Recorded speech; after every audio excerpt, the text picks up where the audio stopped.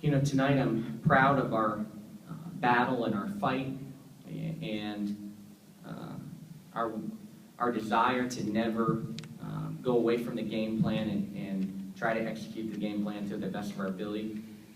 That team that we played tonight, Michigan State, is one of the premier defensive teams in the country. They're second in the country in points allowed per game, and they lead almost every statistical category in the Big Ten on defense. So we knew coming in tonight that points would be tough to come by, and it's not easy to score against them. They've held 7 opponents under 40 on the year, and 12 or 13 out of their 17 games this year, teams have been unable to get above 51. And so we knew we had to keep the game low scoring, and we need to really battle defensively and at the same time scratch and claw for any point that we could get. And I thought we did a decent job in the second half and shot a really nice percentage for us in the second half. And the game plan really didn't change. It was better execution. We were a little bit more determined. We got to the foul line a few more times, and we put together a really solid half against a talented defensive team. But turnovers catch up with you, and we have so many empty possessions with 25 turnovers tonight.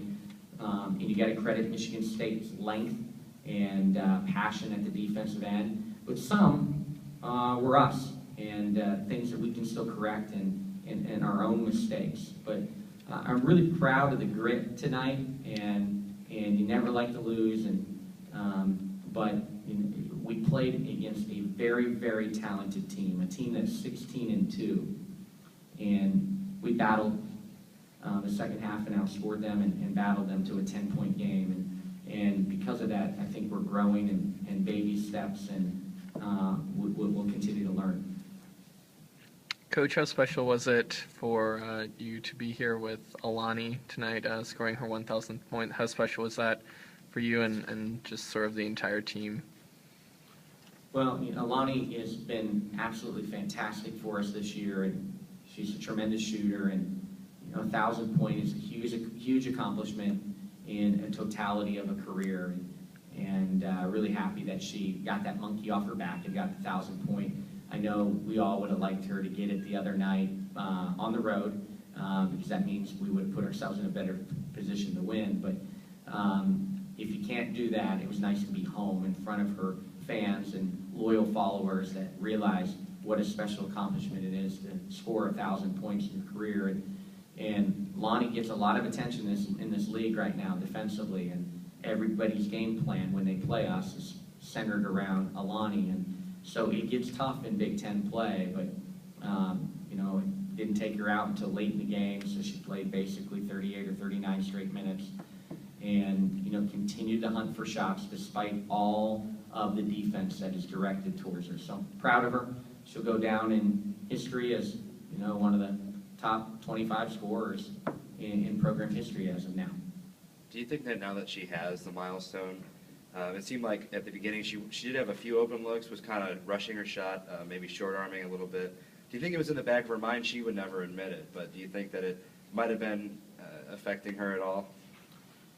I think you're only human if you know it's out there and all the hype that goes along with 1,000 points and all the chatter and talk. And but did it affect her? I don't know. At this point in the season, one of the things, Lonnie's had to carry us so much in this part of the year. We've had to log her a lot of minutes. She, might have a stretch here where she's just run down and a little tired and lacks a little legs as a great shooter. But again, when she shoots the ball every single time, she's a kid that you think is going to go in. And so we're going to continue to put her in position to be successful. We're going to continue to ask her to make shots. And she's got to play through these stretches where the defenses are really, really focused on her, and she doesn't get a lot of easy looks. Like, there's not a kid in the league that gets tougher looks than Alani Sinclair, because unlike some teams, we don't have a lot of other premier scorers. And so there's a lot of attention given to her, but she'll never shy from the moment, and love her toughness, and proud to be a small part of her career, and be able to be with her when she scored her 1,000 point. They denied her the ball, and then I just noticed every time she got the ball, you're right, she was double teamed, or there was a box on her. what can you do as coach or just when working on the offense to try to get her more clean looks or at least somewhat easier looks? Well, there's two sides to that. You know, we got to continue to do a good job screening for her, putting her in position to be successful. At the same time, when teams focus that much attention on her, it should naturally open up opportunities for other people. Bigger driving gaps for other people, easier a post catch for people because there's so much attention given to her. So you have to do a good job continuing as a coach to put her in position to be successful, but at the same time, we got to take advantage when they play her so tough.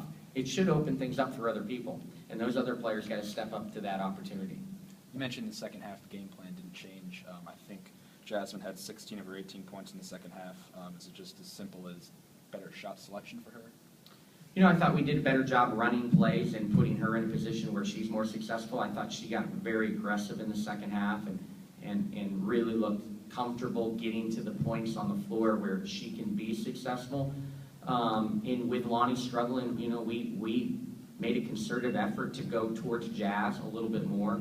So there's game plan-wise really didn't change in terms of what we were running, but it might have changed where we gave Jasmine a few more touches, and you have to, you know, ride a hot player at times, and she was the player that was scoring for us. What was the problem with turnovers tonight, Coach? 25. Was that, you know, you talk about the Michigan State defense, was that more them or more you guys? Well, you know, there's defense out there, so it's, you know, defense has to be given credit. Michigan State is second in the country and leads the Big Ten in almost every single defensive category. So, yeah, Michigan State has something to do with it. Their length has something to do with it. Do I believe there's turnovers within 25 turnovers of illegal screens, charges, simple drop passes, poor decisions that may be more on us than them? Absolutely. But it's not one way or the other for all 25. Do I think we could have cut that down and some of those are unforced turnovers, which I'm the most concerned about? Absolutely. But again, like, make no mistakes. Like, we just scored 46 points against one of the best defensive teams in the country. Doesn't sound like a lot, but not being a talented offensive team, there's a lot of teams that couldn't get to 40.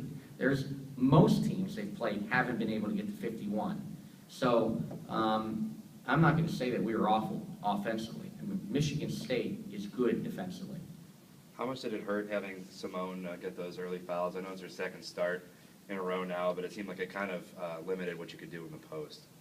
Well, we don't, you know, it is what it is. We go into the game with 8 scholarship players that are at our disposal.